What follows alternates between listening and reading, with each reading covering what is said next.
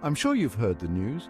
Power BI is the ultimate tool for data analysis, but how well do you really know it? All right, first question. Question 1. What is Power BI primarily used for?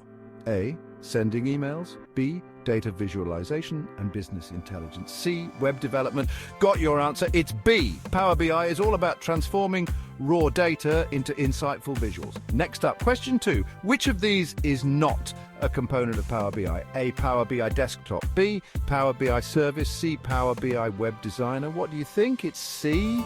There's no such thing as Power BI Web Designer. Last question.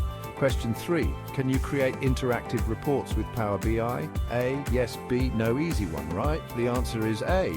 Power BI lets you create dynamic, interactive reports to dive deep into your data. How'd you do? Let me know in the comments.